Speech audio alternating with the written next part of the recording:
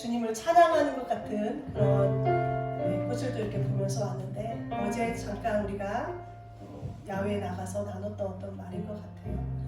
그 꽃이 1년 365일 저렇게 펴 있다면 우리는 그다지 감격하지 않을 것 같습니다. 하지만 꽃이 폈다가 또 꽃이 떨어지고 또 잎이 나고 또 겨울에는 또 메마른 엉상한 또 가지가 되어서 추위를 견디어냈기에 다시 또 봄의 계절이 오면 비를 맞고 다시 또 꽃이 피는, 그래서 그 꽃을 보면서 우리가 다시 또 환호하고 또 즐거워하는 그런 기쁨을 맛볼 수 있는 것 같습니다. 우리 신앙도 마찬가지인 것 같습니다. 우리가 정말 세상 흔들리고 사람들은 변할지라도 나는 주님 앞에 첫 마음, 첫 신앙, 첫 사랑을 가지고 주님을 끝까지 믿고 신뢰하겠습니다. 아멘. 이런 결단의 찬양이었던 것 같습니다. 여러분이 정말 주의 음성을 날마다 듣고 보다 단단한 믿음을 가진 우리 사랑의 교회 모든 성도님들이 되기를 주님의 이름으로 축복합니다. 아멘. 이제 이 찬양을 하면서 우리가 또 주님께로 한번 올라가 봅시다. 올라가는 찬양을 한번 주님 앞에 올려드리겠습니다.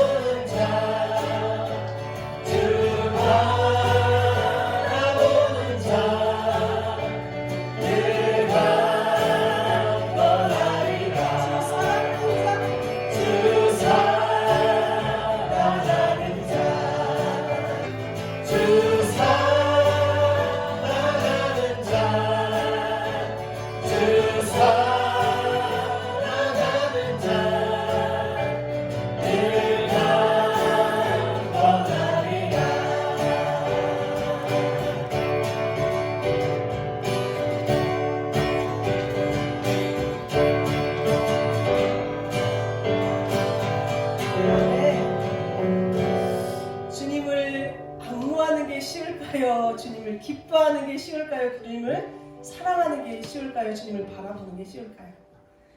우리 김옥 집사님 다 어려운가요? 네. 목사님은 뭐가 제일 쉬우신가요? 주를 바라보는 주를 바라보는 게 제일 쉽답니다. 그래요, 맞아요. 제가 영어를 가르치는데 글랜스라는 단어가 있어요, 영어에서. 그게 뭐예요? 바로 그저께 저에게 질문했어요, 고2 아이가. 글랜스라는 단어는 힐끗 보는 거야. 그냥 힐끗 보고 자기 볼일을 보는 게 글랜스라는 단어야. 갑자기 이거를 이렇게 단어를 설명해 주는데 갑자기 금방 그 말이 생각이 나요. 목사님이 주님을 바라보는 게 그래도 제일 좀 쉬운 것 같다 이렇게 얘기를 하셨는데, 주님께 그냥 우리가 시선만 맞춰드리면 모든 것들을 그냥 주님이 알아서 일사천리로 하실 것 같은데, 우리는 그 힐끗 보기를 참 잘하는 것 같아요. 얼른 보고 내 볼일을 봅니다. 여러분은 힐끗 보기 하지 마시고 오직 시선을 주님 앞에 온전히 맞춰드리는, 각도만 딱 맞춰드리면 주님이 행하실 거라고 저는 믿습니다. 아멘. 주님을 앙모하며 기뻐하며 바라보며 사랑하시길 바랍니다. 제가 찬양합니다.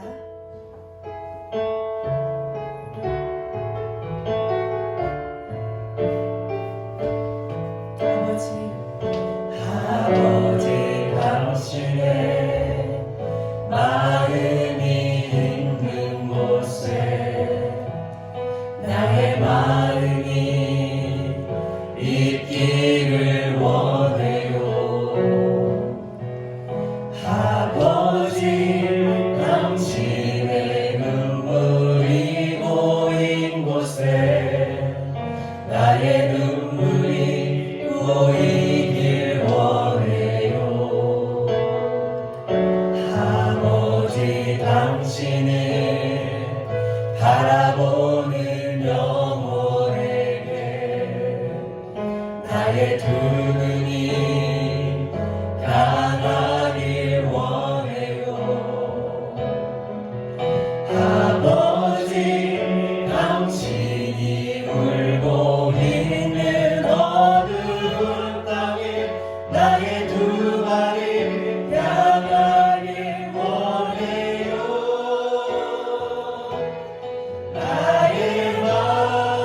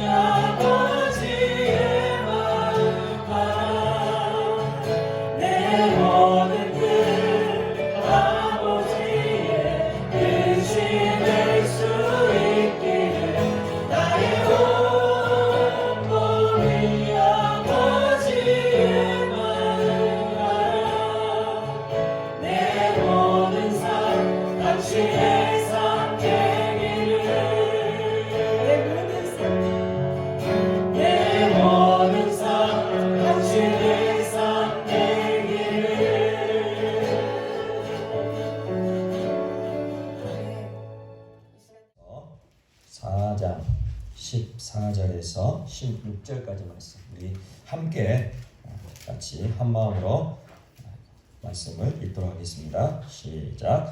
그러므로 우리에게 큰 대제사장이 계시니 승천하신 이 곧 하나님의 아들 예수시라. 우리가 믿는 도리를 굳게 잡을지어다. 우리에게 있는 대제사장은 우리의 연약함을 동정하지 못하실 리가 아니요 모든 일에 우리와 똑같이 시험을 받으신 이로되 죄는 없으시니라. 그러므로 우리는 긍휼하심을 받고 때를 따라 돕는 은혜를 얻기 위하여 은혜의 보좌 앞에 담대히 나아갈 것이라. 아멘. 할렐루야. 우리 옆에 분들과 서로 축복하며 인사하겠습니다. 빛이 있으라. 빛이 있으라. 우리의 심령에, 우리의 가정에, 우리 교회 가운데 하나님의 영광의 빛, 예수님의 생명의 빛이 가득 비춰지기를 간절히 축원합니다. 오늘 우리와 함께 하고 계시는 분이 계시죠. 우리의 눈에는 보이지는 않지만 조금만 우리가 관심을 가지면, 조금만 우리의 마음을 열면 느껴지는 분이 계시죠. 우리와 늘 함께 하시겠다고 약속하신 하나님 아버지의 따스한 품, 그 품이 느껴지시나요? 아멘 하신 분만 계실 것 같은데 오늘 함께 예배하는 우리 모두에게 지금 이곳에 함께 하시는, 그리고 우리와 함께 하시는 하나님 아버지의 은혜와 사랑이 충만히 넘쳐나기를 간절히 소망합니다.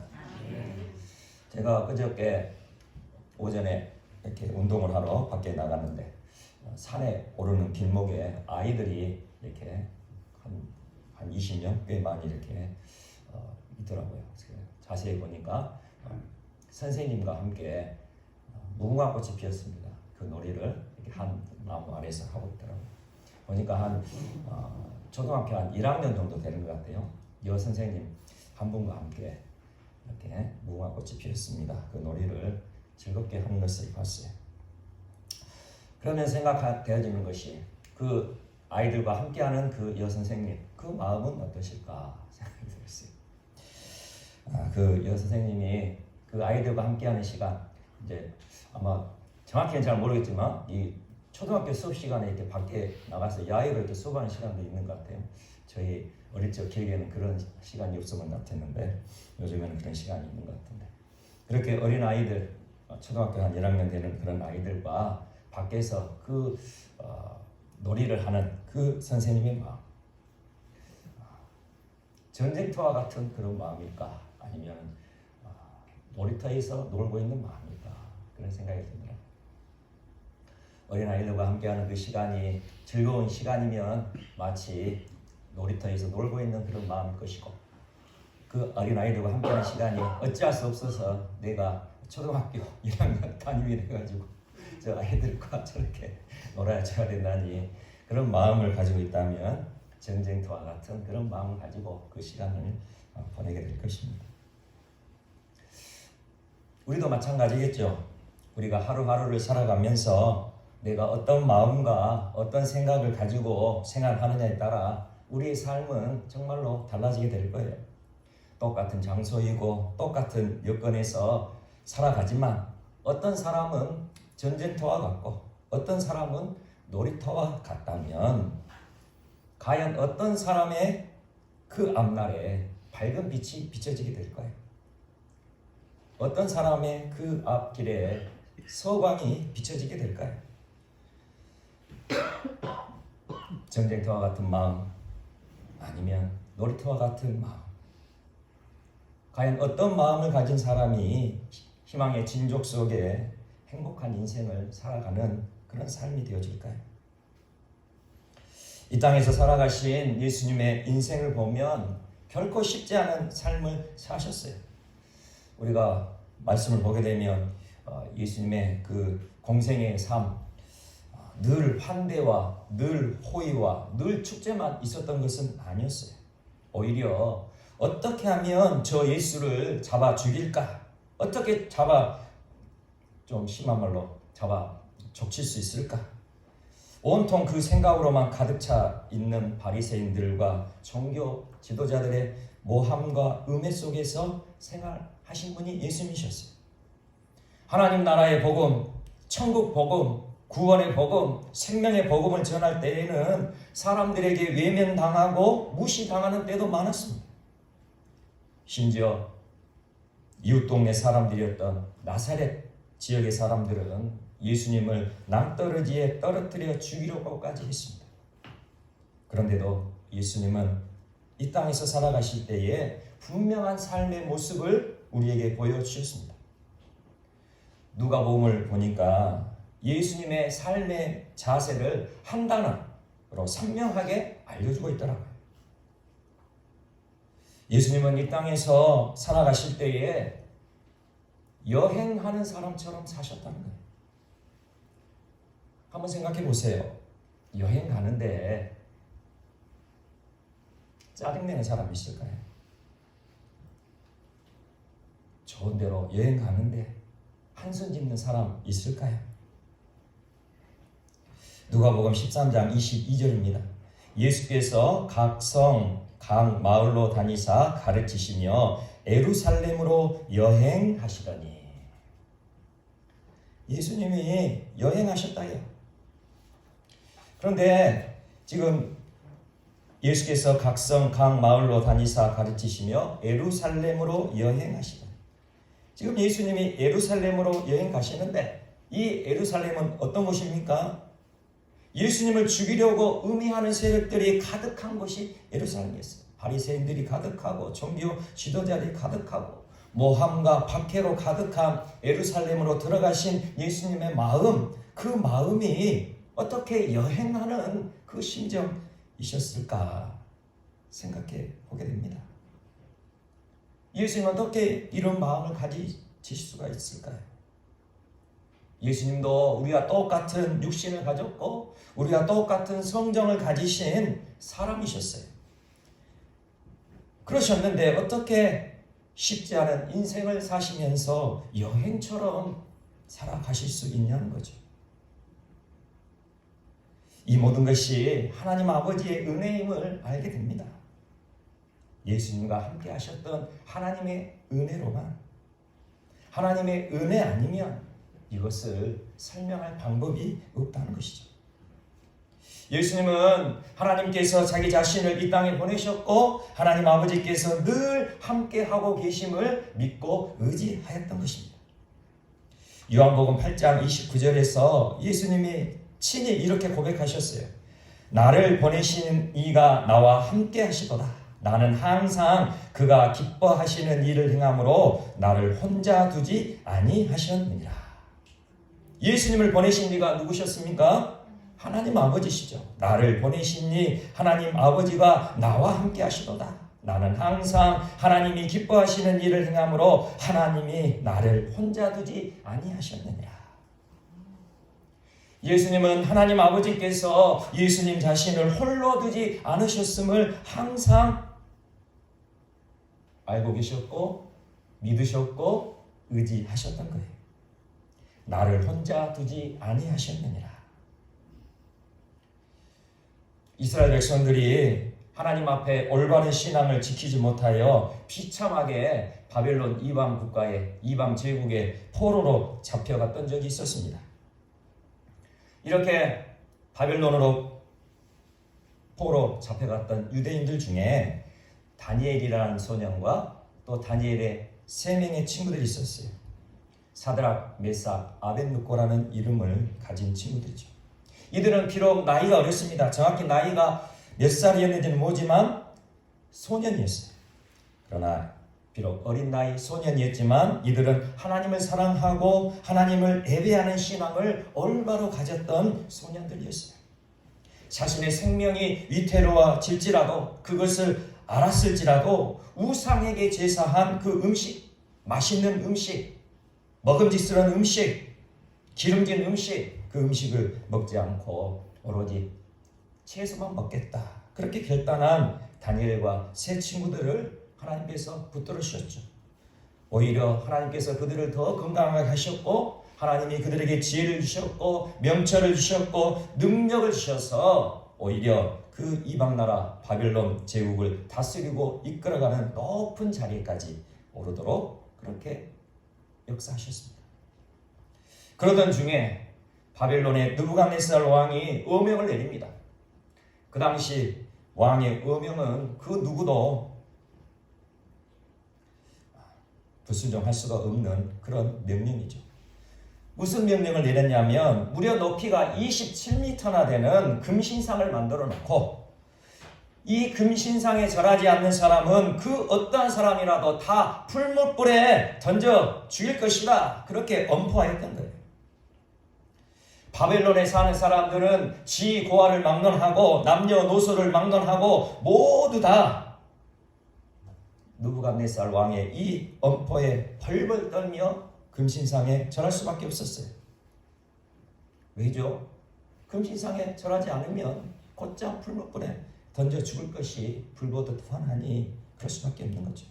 그런데 다니엘의 세 친구들 사드락, 메삭, 아벳느고는 결코 금신상에 절하지 않았어요. 결국 이 세 명의 친구들 사드락, 메삭, 아벳느고는 바벨론 왕 앞에 끌려가게 되고 금신상에 절하지 않으면 그 어떤 신이라도 너희를 구해줄 수 있을 것 같냐? 그렇게 엄한 경고를 받았지만 끝까지 사드락, 메삭, 아벳느고는 이 바벨론 왕 느부갓네살 왕의 경고에도 아랑곳하지 않고 자신의 믿음을 지켰습니다. 그리 아니하실지라도 하나님이 우리를 지켜주시 아니할지라도 우리는 하나님을 배신하지 않겠습니다.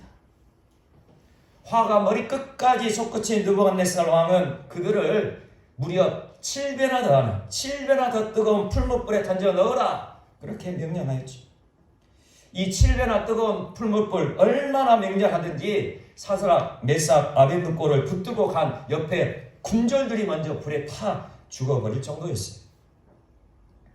사드락, 메삭, 아벳느고 그 7배나 더 되는 풀무불에 떨어졌습니다. 그 끔찍한 현장 아마 아비규환의 현장이 되었을 거예요. 그런데 이 끔찍한 현장에서 놀라운 일이 일어납니다.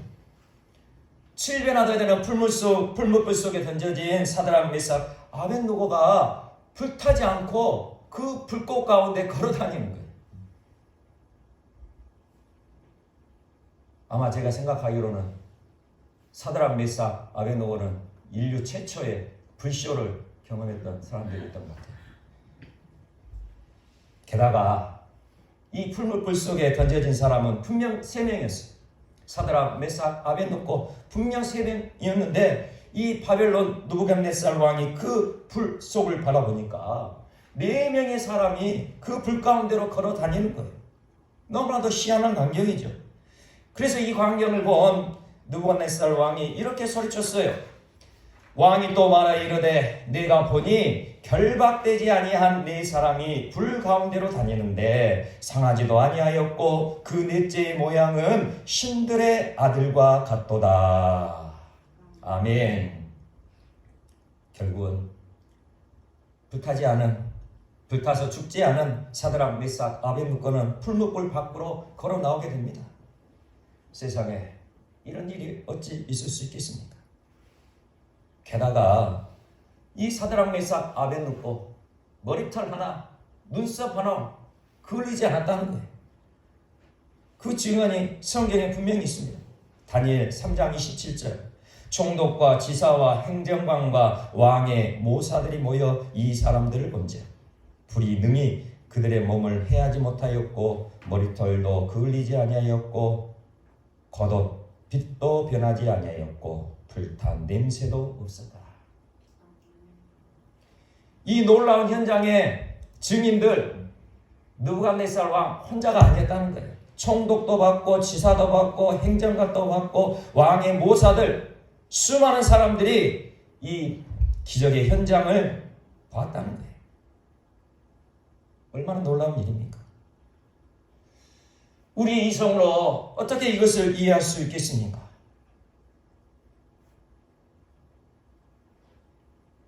하나님의 은혜 아니면 설명할 길이 없습니다. 그렇다면 이 풀무불 속에 사드락, 메삭, 아벳노고와 함께 있었던 신들의 아들과 같은 그 한 사람은 누구였을까요? 신들의 아들, 사드락, 메삭, 아벳노고와 함께했던 그분, 바로 하나님의 아들이신 예수님이셨음에 틀림없습니다. 바로 예수님이 사드락, 메삭, 아벳노고와 함께 하셔서 그들을 보호해 주시고 지켜 주셨던 것이죠. 오늘 본문 말씀으로 돌아와서 히브리서 4장 14절 우리 함께 읽도록 하겠습니다. 14절 함께 읽겠습니다. 시작. 그러므로 우리에게 큰 대제사장이 계시니 승천하신 이 곧 하나님의 아들 예수시라. 우리가 믿는 도리를 굳게 잡을지어다. 아멘. 대제사장 어떤 사람입니까? 대제사장은 구약시대에 이스라엘 백성들, 이스라엘 모든 백성들이 지은 죄를 용서받기 위하여 하나님께 홀로 나아가 하나님께 제물을 드리고 피를 뿌리면서 하나님 용서해 주십시오. 이스라엘 나라 모든 백성들의 죄를 용서해 주십시오. 그렇게 하나님께 제사를 올려드렸던 사람이 바로 대제사장이었습니다. 그런데 오늘 말씀을 보면 이 구약시대의 대제사장보다도 더 큰 분이 계시다 말씀하시는데 이 대제사장보다 더 큰 대제사장 바로 하나님의 아들 예수 그리스도시라 그렇게 말씀하고 계세요. 우리 모든 인류의 죄를 대신 짊어지시고 십자가에 피 흘려 죽으신 하나님의 아들이신 예수님, 그 예수님이 우리에게 큰 대제사장 되심을 믿으시기를 바랍니다. 이어서 히브리서 4장 15절에 또 이렇게 말씀합니다. 15절 또 함께 읽겠습니다. 시작. 우리에게 있는 대제사장은 우리의 연약함을 동정하지 못하실 리가 아니요 모든 일에 우리와 똑같이 시험을 받으신 이로되 죄는 없으시니라. 아멘.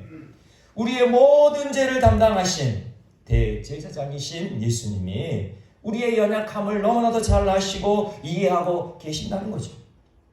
우리의 답답한 마음, 참을 수 없는 분노, 알 수 없는 짜증, 아무도 내 마음을 이해해 주지 않는 것 같은 외로움, 때로는 학교와 직장을 향하는 무거운 발걸음, 교실과 사무실을 뛰쳐나오고 싶은 절망, 그리고 끊임없이 우리 마음 안에 파고드는 모욕, 수치, 근심, 우울함, 그리고 열등감, 이 모든 것을 다 아시고 우리를 품어주시는 분이 바로 예수님이시라 그렇게 말씀하고 계세요.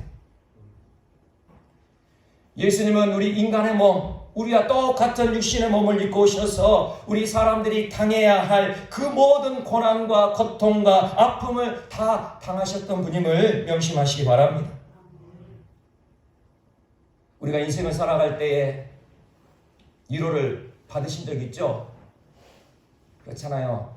나의 아픔을 어떤 상대방에게 이야기했을 때 그 상대방을 통하여 위로를 받았던 그런 경험들이 있으실 거예요.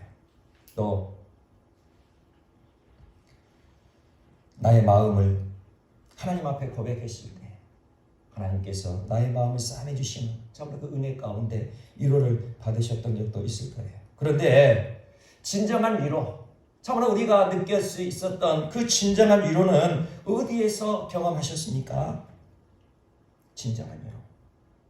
물론 말 한마디로, 따뜻한 말 한마디로 우리가 위로를 받을 수 있죠.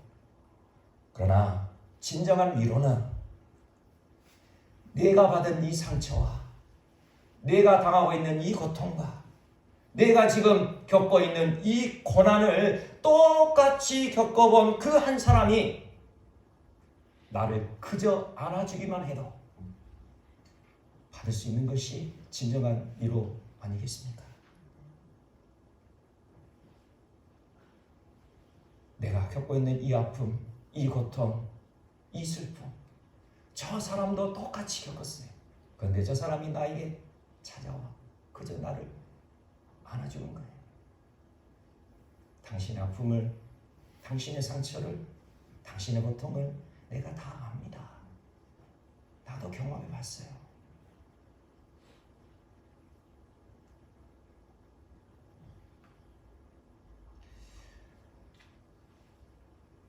고향 사람들에게 무시당했어요. 바리새인들과 종교 지도자들에게 음해를 당했어요. 심지어 자신의 동포, 자신의 동족들에게 거절당하고 뺨을 맞고 침뱉음을 당하고 마침내는 세상에서 가장 극악하고 고통스러운 십자가 형틀에서 죽임당하신 예수님. 그 예수님이 우리의 그 어떤 고통, 우리의 그 어떤 아픔, 우리의 그 어떤 상처를 이해 못하실 것이 있으시겠습니까? 하나님의 아들이신 예수 그리스도께서 이처럼 십자가에서 고난당하신 것은, 예수님이 이처럼 십자가의 길을 묵묵히 걸어가셨던 것은, 골고다 언덕길을 쓰러지고 또 쓰러지며 십자가를 짊어지고 올라가셨던 것은 우리를 다 구원하셨어. 우리를 모두 구원하셨어. 우리 한 사람 한 사람과 즐겁게 여행하는 것처럼 그렇게 사시려고 모든 고통을 당하셨다는 사실을 기억하시기 바랍니다. 그러므로 정말 죽을 것 같고 버텨내기 힘들지라도 지금 이 어렵고 힘든 나의 상황이, 이 힘든 나의 이 여건이 살아계신 하나님을 만나고 예수님의 위로를 받고 하나님 아버지의 놀라운 은혜를 체험하는 절호의 기회 이었음을 우리는 명심해야 한다는 거죠. 세상이 작정하고 우리를 죽이려고 달려들면 감당할 수 있는 사람은 아무도 없어요. 세상 말로 그렇잖아요.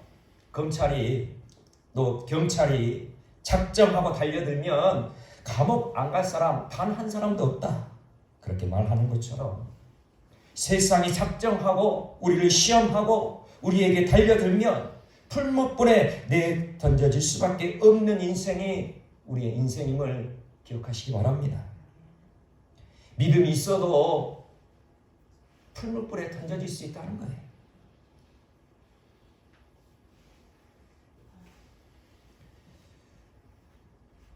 다니엘은 또 어땠습니까? 다니엘은 하나님께 기도했다고 굶주린 사자굴에 던져진 사람이잖아요. 그러므로 우리가 기도해도 간절히 기도해도 세상이 작정하고 달려들면 사자굴에 던져질 수밖에 없는 인생이 우리가 맞이하고 있는 세상임을 알아야 된다는 거예요.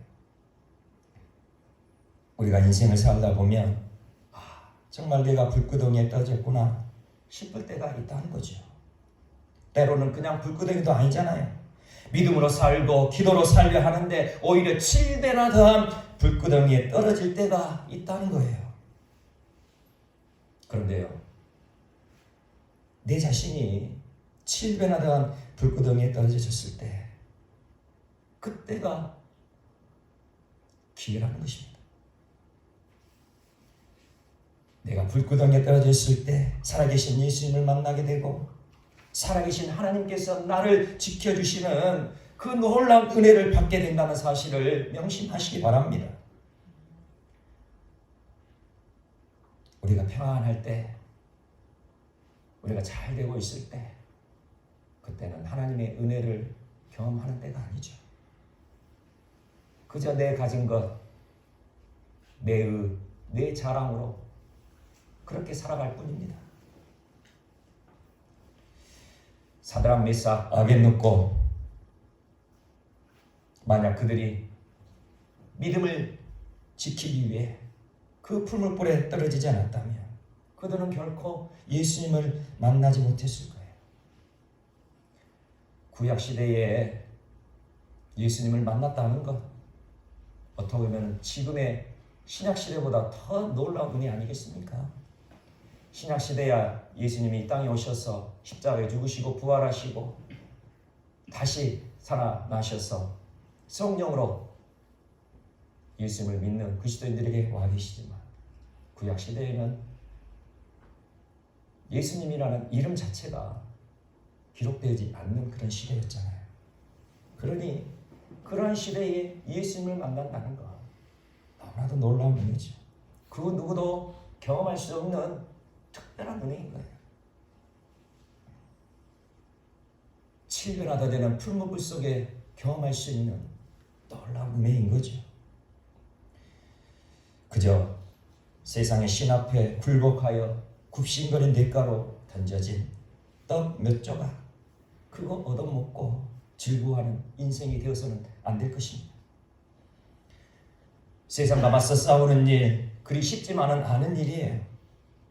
예수님이 여행하는 것처럼 그렇게 사셨다고 해서 모든 그리스도인들이 다 여행처럼 인생을 살아가는 것도 아니에요.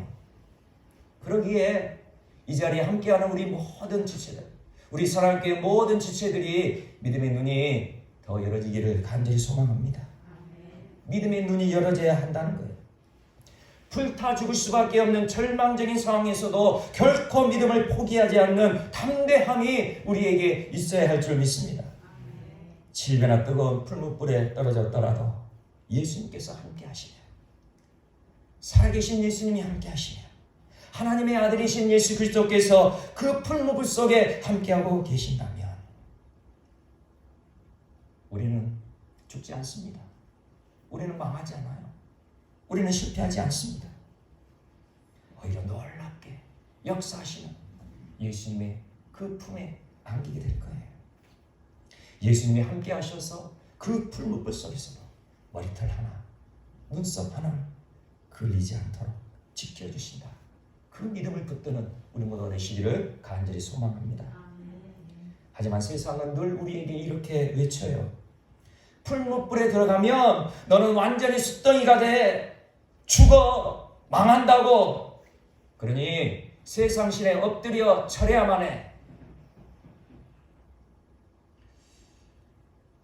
그런다고 우리가 두려움 속에 절망 속에 우리의 믿음을 포기해야 되겠습니까?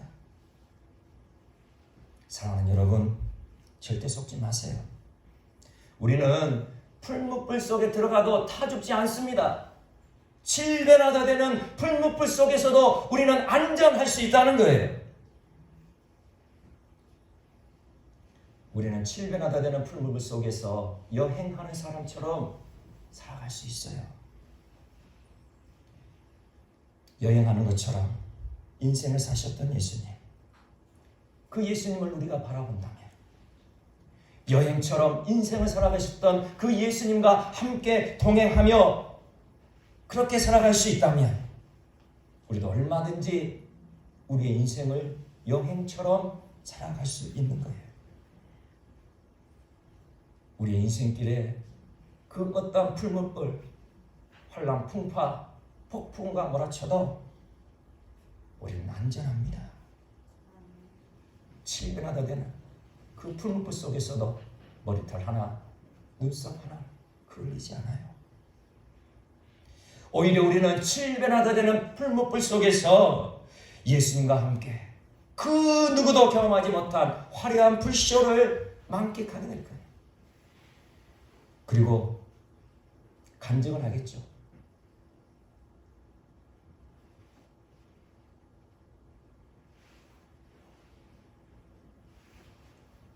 여봐 불쇼 구경 왔어. 불쇼 7배나 되는 풀물 속에 불쇼를 볼 수 있다고 그렇게 증언할 수 있을 거예요. 7배나 되는 풀물 속에 허적거리고 방황하고 쓰러져 있고 무너져 있는 그 영혼들을 찾아가 우리가 그저 안아만 주는 것으로 그들이 위로받고 그들이 힘을 얻고 그들이 새 힘을 얻어 하나님께 영광을 돌리며 돌아오게 될 것입니다. 이것이 하나님의 은혜입니다. 이것이 오직 하나님의 은혜가 필요한 이유예요. 우리 모두는 오직 하나님의 은혜로 살아가는 존재들이기 때문입니다. 하나님의 은혜가 있는 곳에는 반드시 생명의 역사가 일어납니다. 반드시 죽었던 자가 살아납니다. 역전되는 역사가 일어난다는 거죠. 하나님의 은혜가 있는 곳에는 자신감이 넘치고 용기가 있고 기쁨이 넘치고 소망이 넘치고 비전의 열매가 맺혀지게 된다는 거예요. 지금 우리들이 처한 환경, 각자의 환경, 상황 모두가 다 다를 거예요. 그러나 분명한 것은 우리 한 사람 한 사람이 믿음을 가지고 은혜의 자리를 지켜나갈 때에 예수님께서 우리를 만나 주신다는 거죠. 예수님이 찾아오신다는 거예요. 예수님이 함께 하셔서 우리를 은혜의 품으로 안아주신단 말입니다. 우리는 예수님을 만나야 하나님의 은혜를 받을 수 있는 존재예요. 하나님의 은혜는 예수님을 통해서만 주어짐을 명심하시기 바랍니다. 하나님의 은혜 오직 예수 그리스도를 통해서만 오게 되는 거예요. 너는 그리스도 예수 안에 있는 은혜 가운데서 강하라. 예수 그리스도 안에서 있는 은혜 가운데서 너는 강하라. 그렇게 말씀하고 계세요. 예수 그리스도 안에서 부으시는 하나님의 은혜를 충만히 받아 누리는 우리 모두가 되시기를 간절히 축원합니다. 오늘 마지막 16절 말씀 우리 함께 또 읽겠습니다. 16절 또 한번 같이 보겠습니다. 시작. 그러므로 우리는 긍휼하심을 받고 때를 따라 돕는 은혜를 얻기 위하여 은혜의 보좌 앞에 담대히 나아갈 것이니라. 아멘. 우리가 은혜를 사모하고 기도하면 그 뜨거운 풀무불 속에서도 살아나는 역전의 역사가 펼쳐질 것입니다. 우리의 인생길에 무엇이 뜨거운 풀무불입니까? 과연 무엇이 우리의 인생 길을 가로막는 뜨거운 풀무불입니까? 각자의 삶 속에 그 풀무불이 있겠죠. 어떤 사람은 돈이 풀무불이고, 어떤 사람은 직장이 풀무불이고, 어떤 사람은 건강이 풀무불이고, 어떤 사람은 자녀들이 풀무불이고, 어떤 사람은 친구들이 풀무불이고, 어떤 사람은 학교가, 어떤 사람은 진로가, 각자의 풀무불이 있을 거예요. 그러나 우리가 하나님의 은혜를 사모하고 하나님 앞에 엎드리면 그 뜨거운 풀무불 속에서도 살아나는 역전의 역사가 펼쳐진다는 거예요. 하나님의 은혜를 사모하는 자에게 반드시 좋은 길을 열어주시고 놀라운 비전을 이루게 하실 거예요. 우리에게 이 믿음이 필요합니다. 이 믿음 가운데 우리가 하나님의 은혜를 사모하며 은혜 받는 자리를 결코 포기하지 않는, 하나님께 은혜 받는 자리를 결코 포기하지 않는 우리 모두가 되시기를 간절히 축원합니다. 하나님께 예배하는 자리, 하나님의 은혜를 받을 수 있는 자리죠. 하나님께 기도하는 자리, 하나님의 은혜를 받을 수 있는 자리예요. 하나님의 말씀과 함께하는 자리, 하나님의 은혜가 풍성한 자리예요. 이 은혜의 자리를 결코 놓치지 않는 우리 사랑교회 모든 지체들 되시기를 간절히 축원합니다. 날마다 은혜의 자리로 나아가십시오. 날마다 은혜를 향하여 달려가십시오. 우리는 오직 하나님의 은혜가 필요합니다. 오직 하나님의 은혜가 필요합니다. 간절히 사모하며 하나님께 엎드려 기도하시기를 소망합니다. 오직 하나님의 은혜를 사모하며 달려가는 우리 모두를 하나님께서는 반드시 하나님의 그 넓으신, 그 광활하신, 그 풍성하신 은혜의 품으로 꽉 안아주실 것입니다. 이제는 우리 주 예수 그리스도의 은혜와 아버지 하나님의 그 크신 사랑과 성령 하나님의 인도하심이 오직 하나님 아버지의 은혜가 필요합니다.